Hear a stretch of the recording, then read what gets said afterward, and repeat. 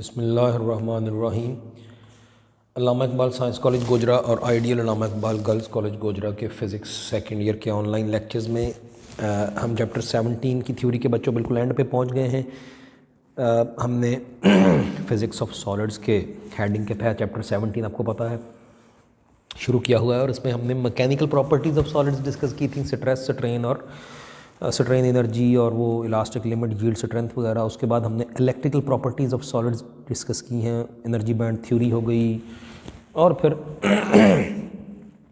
Extrinsic intrinsic semiconductors हो गए, electron hole के ज़रिए कैसे कंडक्शन होती है, सुपर कंडक्टर क्या होते हैं। अब बच्चों लास्ट पोर्शन इस चैप्टर का मैग्नेटिक प्रॉपर्टीज़ ऑफ सॉलिड्स।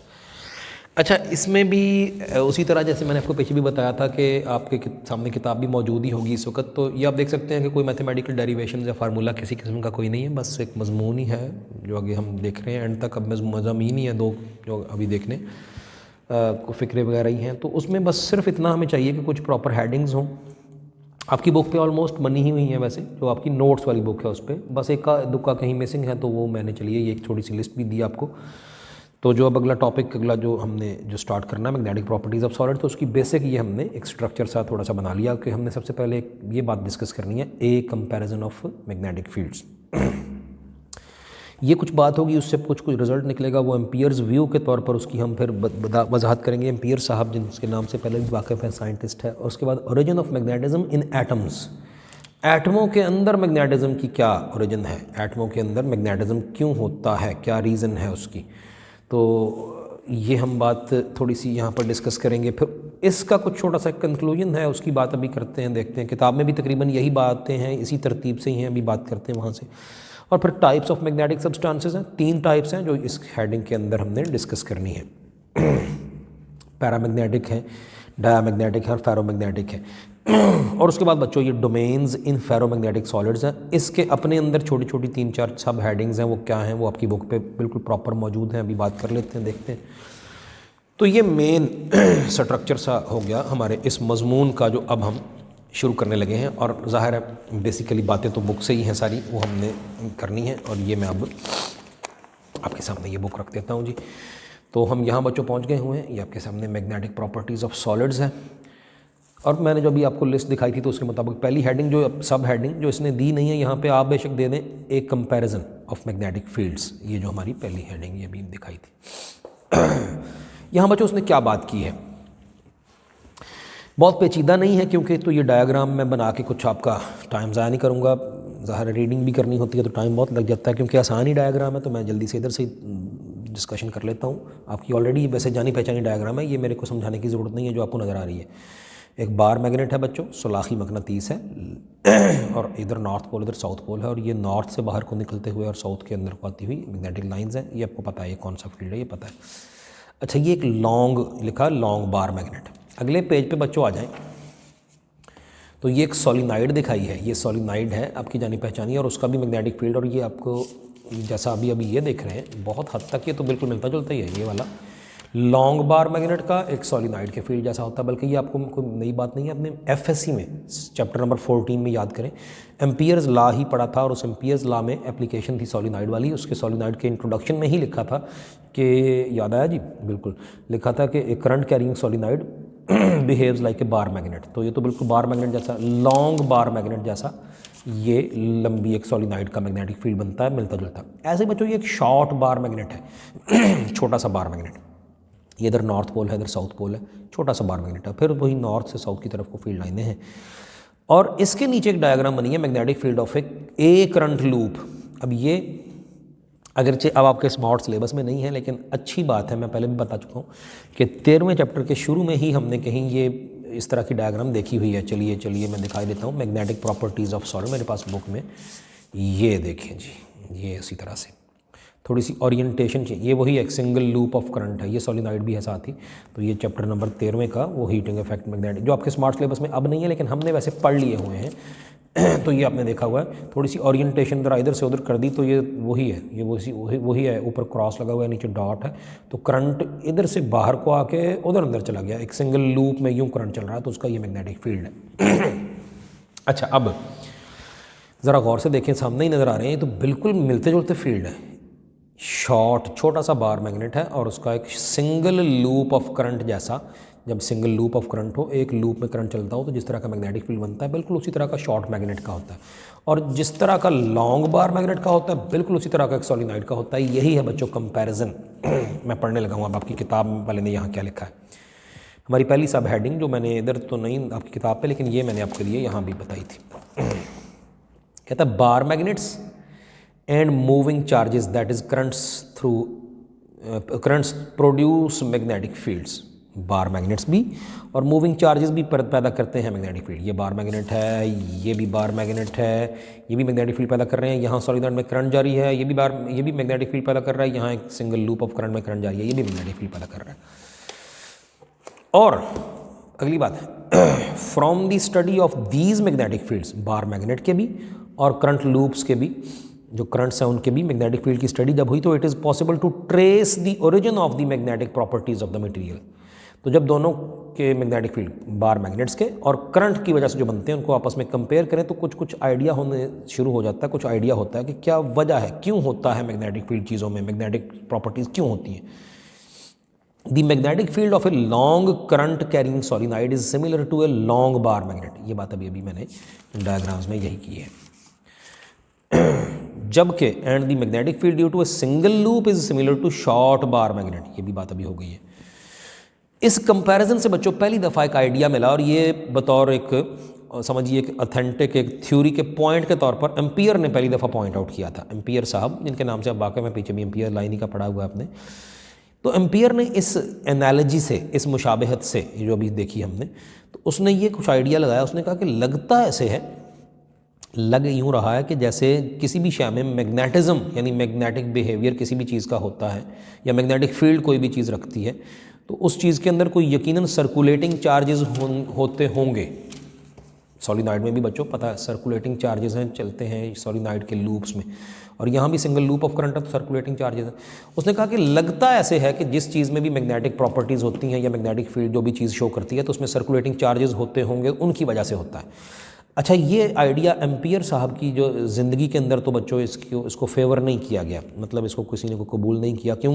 क्योंकि उस वक्त तक अभी इतनी रिसर्च अभी सामने नहीं आई थी, रिज़ल्ट ये नहीं सामने आए थे कि वाकई चीज़ों के अंदर मैग्नेटिज्म सर्कुलेटिंग चार्जेस की वजह से होता है, क्योंकि हर चीज़ एटमों से मिलकर बनी है, और हम जानते हैं एटमों के अंदर सर्कुलेटिंग चार्जेस हैं। जानते हैं ना, एटम्स के अंदर सर्कुलेटिंग चार्जेस हैं, इलेक्ट्रॉन्स की बेसिकली बात कर रहे हैं हम। और सर्कुलर मोशन भी दो तरह की होती है बच्चों, स्पिन भी होती है, ऑर्बिटल मोशन भी होती है। और आपने कहीं केमिस्ट्री में भी ये पढ़ लिया हुआ है, केमिस्ट्री में भी, कि इलेक्ट्रॉन न्यूक्लियस के गिर्द ऑर्बिटल मोशन भी करते हैं, और ऑर्बिटल मोशन करते हुए अपने ही एक्सिस के गिर्द घूमते हुए स्पिन भी करते हैं। इलेक्ट्रॉनों की स्पिन जानते हैं आप, पढ़ा हुआ है आपने। तो Ampere's view of magnetism, magnetic नहीं magnetism, Ampere's view of magnetism कहता है the magnetic fields are due to circulating charges. Ampere साहब ने पहली दफ़ा ये कहा था, बताया था, इस मूविंग या सर्कुलेटिंग चार्जेस की वजह से मैग्नेटिक फील्ड लगता है कि होते हैं। This view was firstly given by Ampere. Ampere साइंसदान का नाम है तो कैपिटल ए और एस नहीं, एम्पियर।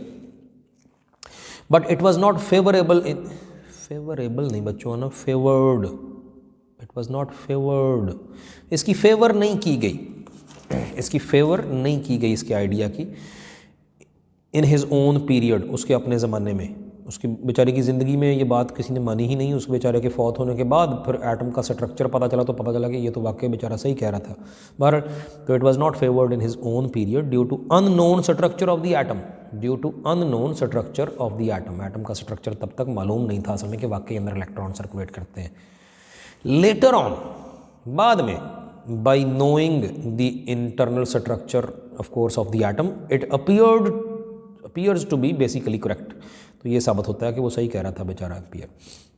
चलिए, हमारी दो हेडिंग्स हो गई। वो पहली मैंने जो कहा किताबें नहीं है मैंने उधर दी थी, और दूसरी एम्पियर्स व्यू ऑफ मैग्नेटिज्म हो गया। अब तीसरी हेडिंग है जी ओरिजिन ऑफ मैग्नेटिज्म। तो क्या बुनियाद है चीज़ों में, क्यों होता है मैग्नेटिज्म।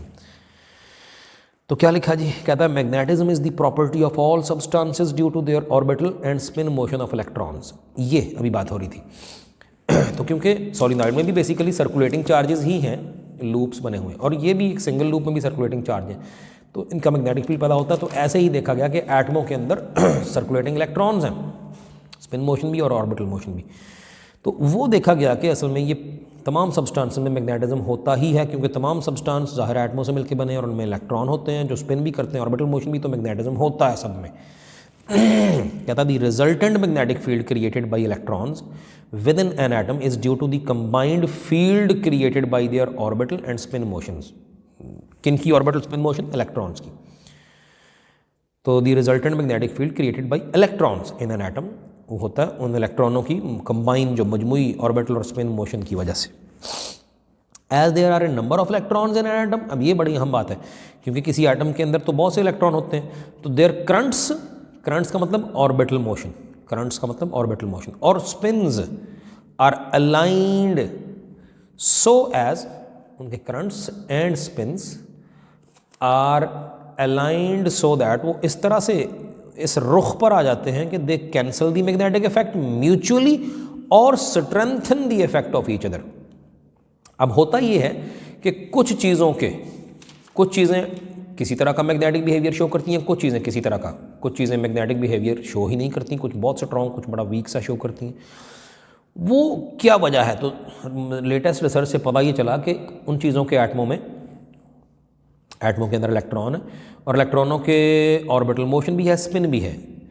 अब होता बच्चों ये है कि कुछ चीज़ों के एटमों में इलेक्ट्रॉनों की ऑर्बिटल और स्पिन मोशन आपस में एक दूसरे को सपोर्ट करती है, मतलब जो इस तरह के जो नॉर्थ और साउथ पोल बनने हैं, ये सर्कुलर मोशन के दौरान स्पिन मोशन ऑफ इलेक्ट्रॉन के भी, ऑर्बिटल मोशन के भी एक दूसरे के साथ क्लैश नहीं करते बल्कि एक दूसरे की ही सिमत में आ जाते हैं। तो वो पूरे का पूरा एटम ही, उस एटम का एक नॉर्थ और एक साउथ पोल नमूदार हो जाता है और हम कहते हैं वो एटम मैग्नेटिक डाईपोल बन गया है।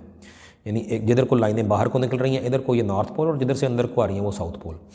किसी एटम में, मैं फिर दोहराता हूँ, कुछ चीज़ों के एटमों में ये होता है कि इलेक्ट्रॉनों की जो रिजल्टेंट जो मैग्नेटिक इफेक्ट है इलेक्ट्रॉनों की स्पिन का भी और ऑर्बिटल मोशन का भी, वो दोनों मिल के सपोर्ट करते हैं और पूरा एटम एक मैग्नेटिक डाईपोल, डाईपोल मतलब एक नॉर्थ एक साउथ पोल के तौर पर नमूदार होता है और हम कहते हैं जी इसका ये मैग्नेटिक बिहेवियर शो कर रहा है एटम। और कुछ चीज़ों के एटमों में बच्चों ये होता है कि स्पिन और ऑर्बिटल मोशन की वजह से पैदा करदा जो इस तरह के मैग्नेटिक फील्ड हैं वो ऐसे रुख पर होते हैं, इस तरह इस ऐसी डायरेक्शन में स्पिन और ऐसी डायरेक्शन में हो रही होती है ऑर्बिटल मोशन कि वो सारे इलेक्ट्रॉनों के ऑर्बिटल और स्पिन मोशन के पैदा करदा मैग्नेटिक फील्ड एक दूसरे के ऑपोजिट हो जाते हैं, तो क्लैश हो जाता है, कैंसिल कर देते हैं। तो उस चीज़ का एटम फिर डाईपोल के तौर पर नहीं शो होता, मैग्नेटिक बिहेवियर नहीं शो करता। हालांकि उसके अंदर मैग्नेटिक फील्ड तो मौजूद है लेकिन बाहर नहीं वो शो करता, क्योंकि अंदर ही अंदर मैग्नेटिक फील्ड जो इलेक्ट्रॉनों की स्पिन और ऑर्बिटल मोशन की आपस में उन्होंने कैंसिल कर दिया था एक दूसरे को। तो ये है वजह कि कुछ चीज़ों के एटम्स शो करते हैं मैग्नेटिज्म, कुछ के नहीं। अगरचे मैग्नेटिज्म सब के अंदर तो मौजूद है लेकिन किसी के अंदर जो मैग्नेटिक इफेक्ट है वो आपस में सपोर्ट करके स्पिन और ऑर्बिटल मोशन ऑफ इलेक्ट्रॉनों की वजह से बाहर भी आ गया, नमूदार हो गया रिजल्टेंट मैग्नेटिक फील्ड, और कुछ में अंदर ही अंदर एक दूसरे को अपोज करके बाहर नहीं आ पाया। अंदर मैग्नेटिक बिहेवियर हर एटम के अंदर ज़रूर मौजूद है, कुछ में बाहर नमूदार हो जाता है रिजल्टेंट फील्ड, कुछ में आपस में अंदर ही अंदर कैंसिल होकर नहीं आता। तो ये बड़ी अहम बात याद रखनी है।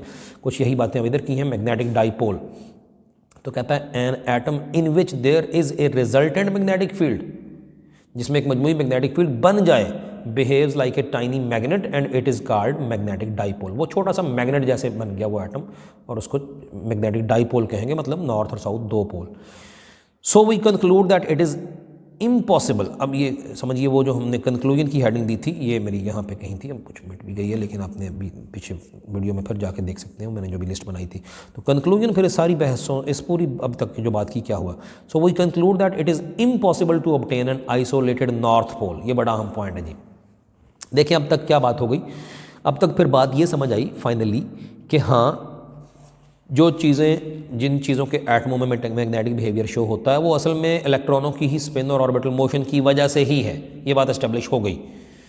तो फिर अगली बात, अगर ऐसा ही है जो कि है, यानी इलेक्ट्रॉनों की ही ऑर्बिटल स्पिन मोशन की वजह से ही चीज़ों का मैग्नेटिक बिहेवियर होता है उनके एटमों का, तो फिर एक सिंगल आइसोलेटेड नॉर्थ पोल या सिंगल आइसोलेटेड साउथ पोल हासिल करना नामुमकिन है। अलग अलग नॉर्थ या साउथ पोल हासिल नहीं हो सकते, दोनों एक दूसरे के साथ साथ होंगे।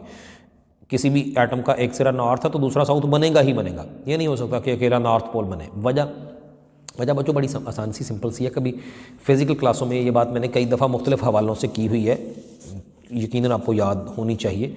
मैंने बताया था कि जब भी कोई बच्चों मोशन होती है ना सर्कुलर, यानी किसी कॉइल में या लूप में, ज़ाहिर है वो सर्कुलेटिंग चार्जेस हैं, तो जब बच्चों सर्कुलर मोशन होती है तो उसकी एक साइड अगर बच्चों क्लॉकवाइज है तो उसी सर्कुलर मोशन के पिछली तरफ खड़े होकर वही आपके लिए एंटी क्लॉकवाइज होगी।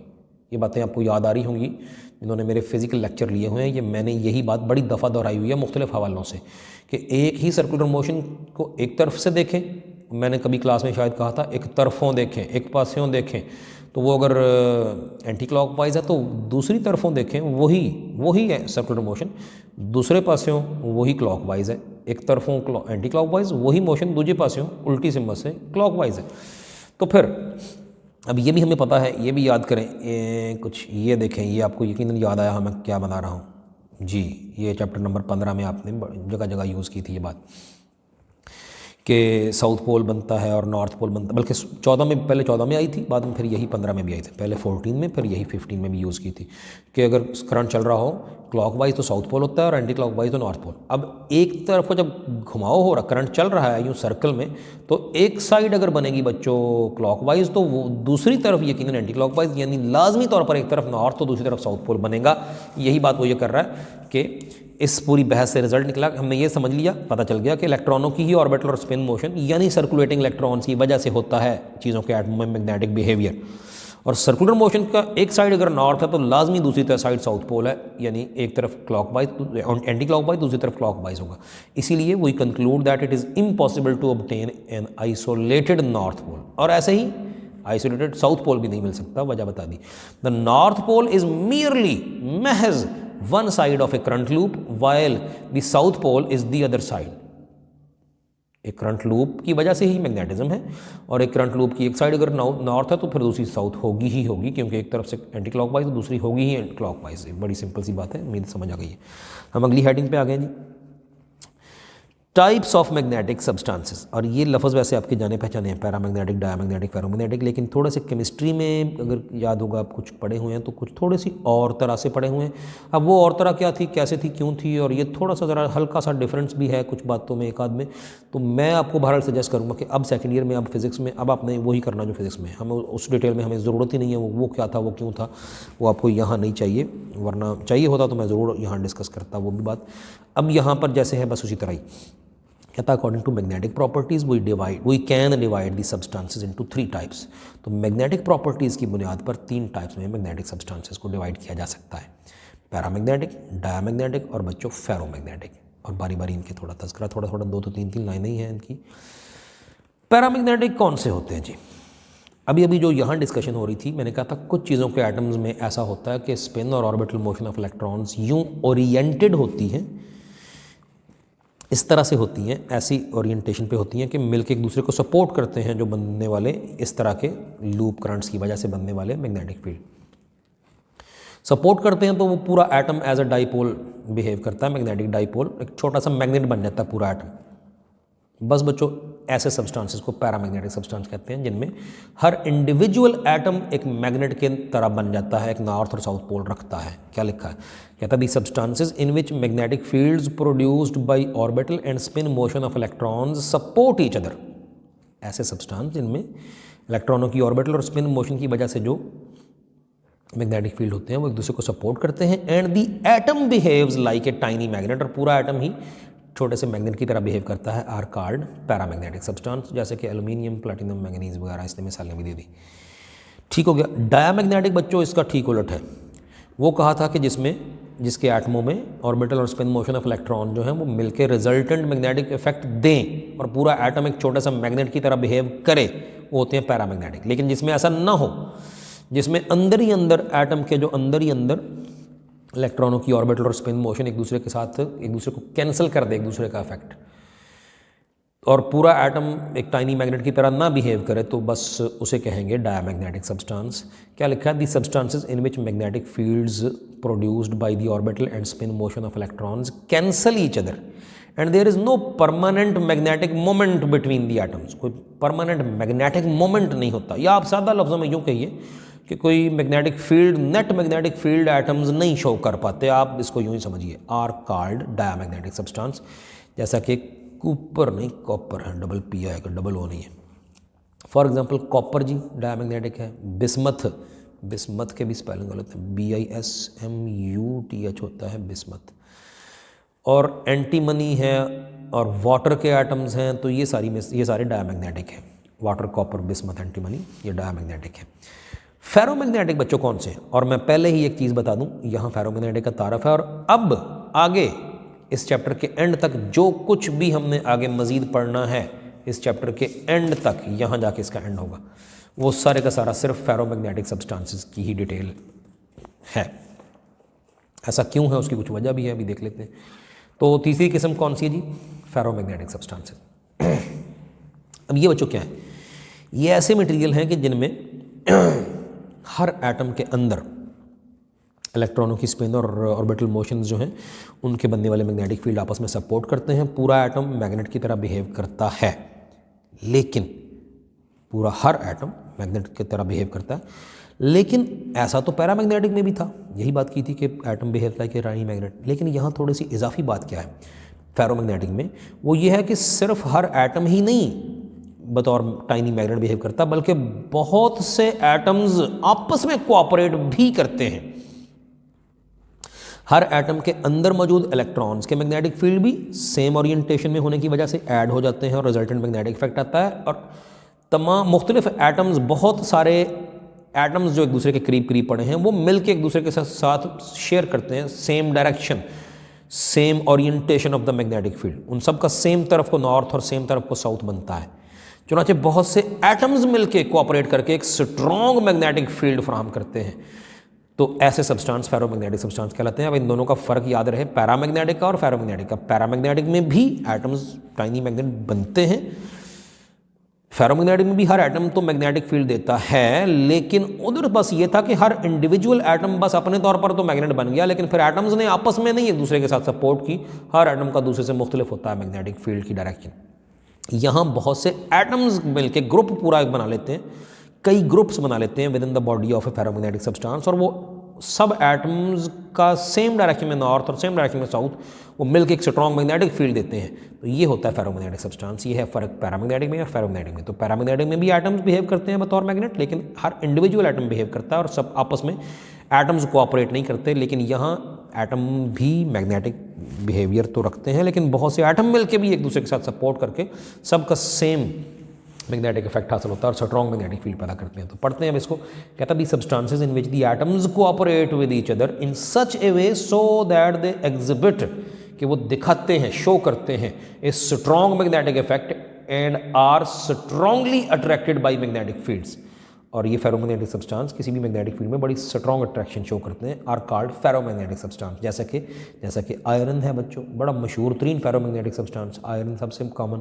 और निकल है, कोबाल्ट है, क्रोमियम डाइऑक्साइड भी है, और एक एल्निको है। एल्निको ये मुखफ़फ़ है एलुमिनियम, निकल, आयरन और कोबाल्ट का। एन आयरन, एलुमिनियम, निकल, कोबाल्ट एलॉय, इनका मिलके एक एलॉय है एल्निको। तो ये भी फेरोमैग्नेटिक सब्सटेंस की मिसाल है।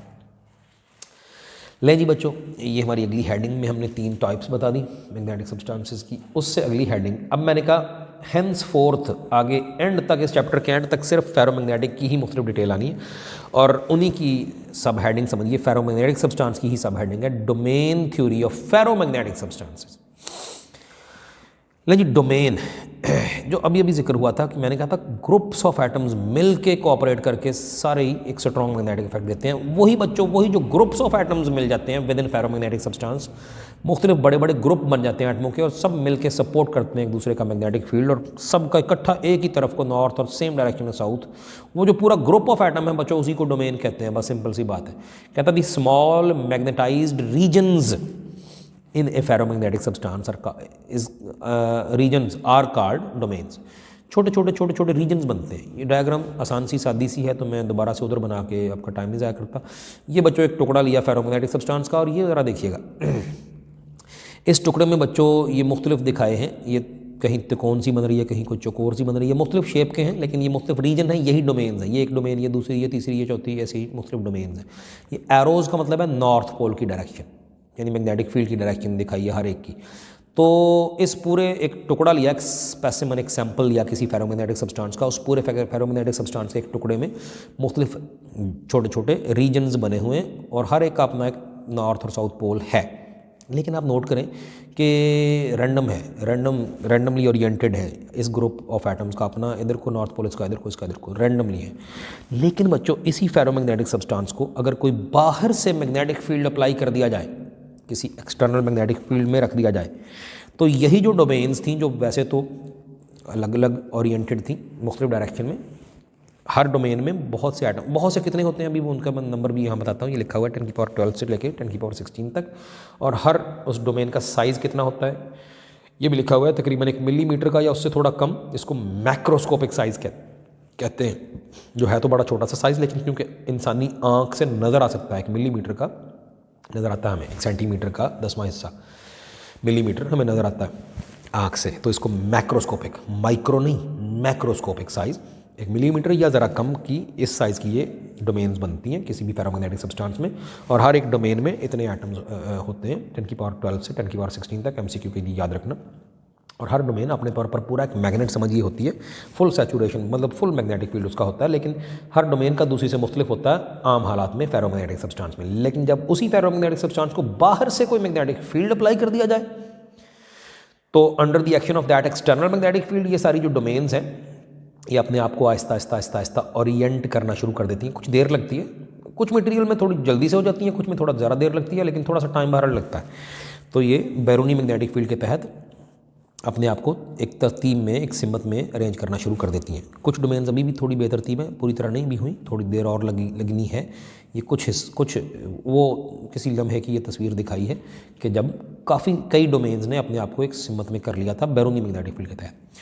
तो जब तक ये बैरूनी मैग्नेटिक फील्ड अप्लाई रहता है तो ये डोमेन उस डायरेक्शन में रहती हैं जिधर बाहर में वाले मैग्नेटिक फील्ड ने जो डायरेक्शन इनको दी, और बैरूनी मैग्नेटिक फील्ड हटा लें तो फिर ये आहिस्ता आहिस्ता आहिस्ता आहिस्ता फिर से थर्मल काइनेटिक मोशन जो हम रूम टेम्परेचर पे ही एटमों की होती है, तो हिल के ये फिर से दोबारा उसी बेतरतीबी में आ जाती हैं डोमेन्स, लेकिन under the action of external magnetic field ये अलबत्ता एक तरतीब में हो जाती हैं।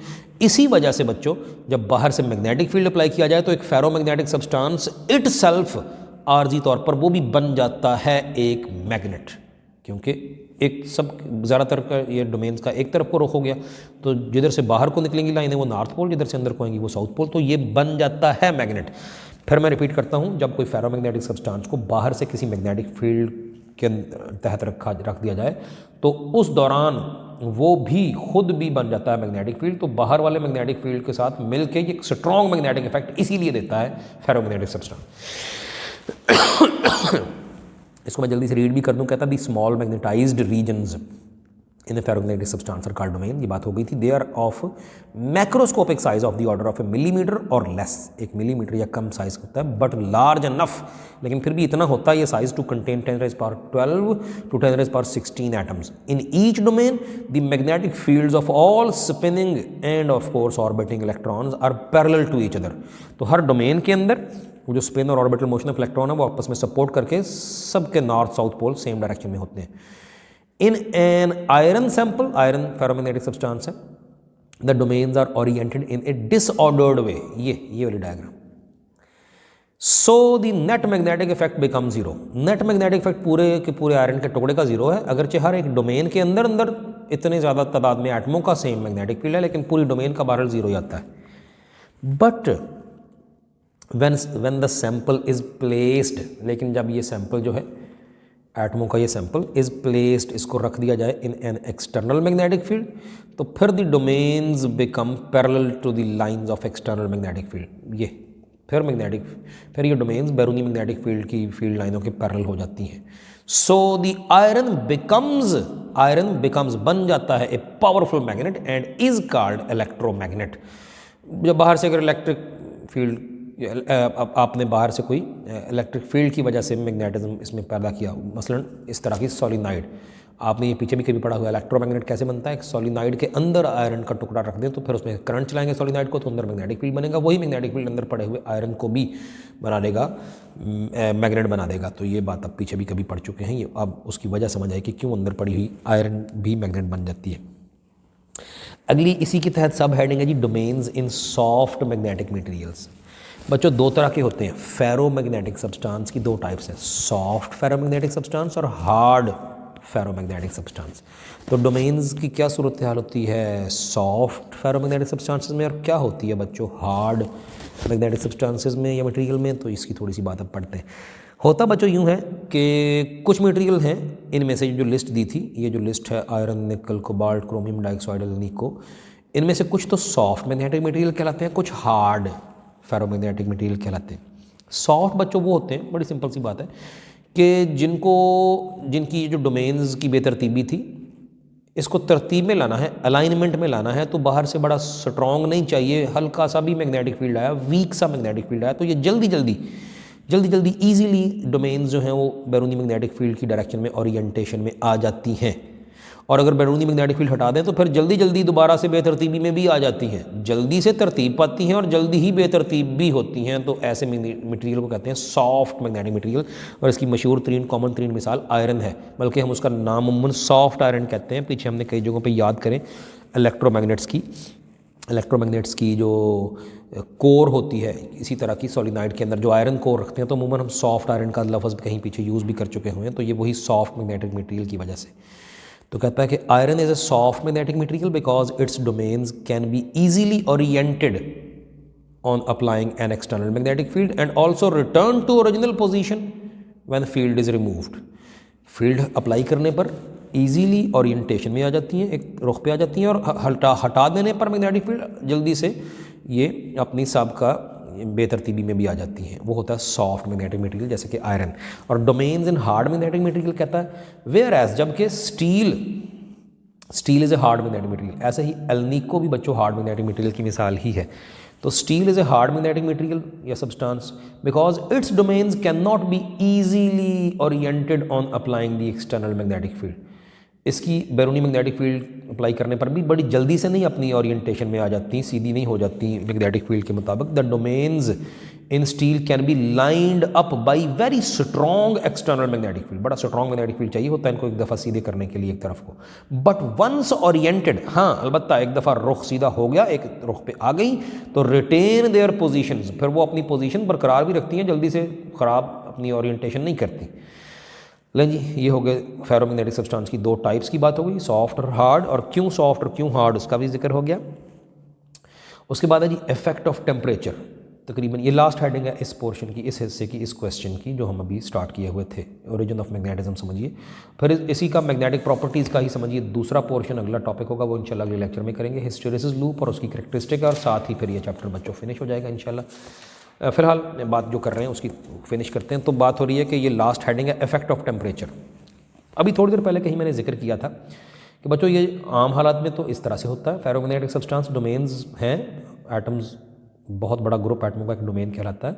तो वो डोमेन्स तो मैग्नेटाइज हैं, लेकिन सब डोमेन्स आपस में सपोर्ट नहीं करती, रैंडमली ओरिएंटेड हैं। लेकिन जब आप बैरूनी मैग्नेटिक फील्ड अप्लाई करें तो एक रुख पे आ गई। अच्छा, उसके बाद फिर क्या हुआ?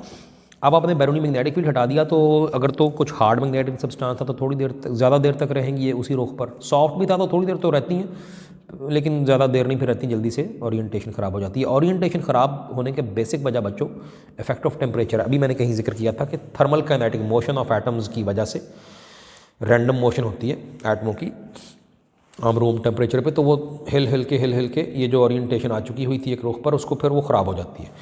और टेम्परेचर बढ़े तो इतनी ज़्यादा थर्मल काइनेटिक मोशन एटमों की हो जाती है विद इन दीज डोमेन्स के, ये जो एक डोमेन के अंदर मौजूद जो बहुत से एटम्स मिलके इतने एटम्स मिलके जिन्होंने एक सिमत में रुख इख्तियार किया हुआ था मैग्नेटिक फील्ड के लिहाज से, वो हिल के टेम्परेचर बहुत ज़्यादा होने की वजह से, एम्पलीट्यूड ऑफ वाइब्रेशन बहुत ज़्यादा होने की वजह से वो डोमेन्स के अंदर मौजूद एटमों की तरतीब भी ख़राब होना शुरू हो जाती है। और जिस टेम्परेचर पर ऐसा होता है कि एक फेरोमैग्नेटिक सब्सटेंस के अंदर जो मुख्तलिफ डोमेन्स हैं वो डोमेन्स ही बेतरतीबी में आने लगती हैं, शैटर होने लगती हैं, उस टेम्परेचर को एक ख़ास नाम दिया जाता है, उसको क्यूरी टेम्परेचर कहते हैं। और जब क्यूरी टेम्परेचर हो जाए तो जैसे मैंने कहा कि फिर क्या होता है कि एक फेरोमैग्नेटिक सब्सटेंस की डोमेन्स ही तबाह हो जाती हैं। यानी डोमेन्स के अंदर जो एटम्स एक तरतीब में आए थे, तो वो टेम्परेचर हाई होने की वजह से बेतरतीबी उनमें, एम्पलीट्यूड उनकी वाइब्रेशन की बढ़ते बेतरतीबी आ गई। और जब बच्चों बेतरतीबी आ गई तो डोमेन शैटर हो गई। तो पता क्या हुआ? अभी अभी पीछे डिटेल में समझाया, पीछे फिर से बेशक इस लेक्चर को रिवाइंड करके देख लीजिएगा। मैंने बताया था फ़र्क क्या है पैरामैग्नेटिक का और फेरोमैग्नेटिक का। बच्चों यही तो था फ़र्क कि पैरामैग्नेटिक में भी अगरचे हर एटम टाइनी मैग्नेट होता है, फेरोमैग्नेटिक में भी हर एटम टाइनी मैग्नेट होता है, लेकिन बहुत से एटम मिल के एक ग्रुप बना लेते हैं, that is we call it domain. तो बहुत हाई टेम्परेचर पर एक टेम्परेचर ऐसा आता है कि ये डोमेन ही टूट जाती हैं। जिस टेम्परेचर पे ऐसा हो तो हम कहेंगे हमारा फेरोमैग्नेटिक सब्सटेंस बच्चों पैरामैग्नेटिक बन गया, फेरोमैग्नेटिक बन गया पैरामैग्नेटिक। हर एटम तो अभी मैग्नेटाइज है लेकिन डोमेन्स टूट गई हैं। उस टेम्परेचर को कहते हैं बच्चों क्यूरी टेम्परेचर। तो ये बातें अभी मैं पढ़ने भी लगा हूँ। चलिए, इफेक्ट ऑफ टेम्परेचर कहता है thermal vibrations tend to disturb the orderliness of the domains. वो जो थर्मल वाइब्रेशंस होती हैं, जो भी बताया था आपको, वो कोशिश करती हैं ऑर्डरलीनेस यानी डोमेन्स की तरतीब ख़राब करने की। Ferromagnetic substances preserve the orderliness at ordinary temperature. Ferromagnetic substance में वो जो डोमेन्स की तरतीब वो जो बनी हुई है वो आम टेम्परेचर पे कायम रहती है, which begins to lose their orderliness, और वो अपनी तरतीब भी ख़राब करने लगते हैं, लूज करने शुरू कर देते हैं due to increase in temperature. This process starts at a certain temperature called Curie temperature. ये क्यूरी टेम्परेचर कहते हैं और उसकी डेफिनेशन है the temperature above which a ferromagnetic substance becomes paramagnetic. वजह मैंने अभी थोड़ी देर पहले ये सारी अभी समझाई है, पैरामैग्नेटिक फेरोमैग्नेटिक क्यों बन जाते हैं पैरामैग्नेटिक, वो बताया। और ये डेफिनेशन है जी, जिस टेम्परेचर के ऊपर ऐसा होता है उसे कहते हैं क्यूरी टेम्परेचर। और एमसीक्यू के लिए बताया कि Curie temperature for iron is about 750 degree centigrade. आम जो आयरन है, आम सॉफ्ट आयरन, उसका ये 750 डिग्री सेंटीग्रेड होता है क्यूरी टेम्परेचर। नहीं जी बच्चों, आज इंट्रोडक्शन मैग्नेटिक प्रॉपर्टीज़ का, यानी ये 2 हिस्से हैं इस टॉपिक, इस पूरे पोर्शन के, और उनमें से एक कर लिया आपने और दूसरा मैंने कहा हिस्टेरिसिस लूप, और वो बाकी बातें जो है वो इंशाल्लाह अगले लेक्चर में हम करेंगे। Thank you very much.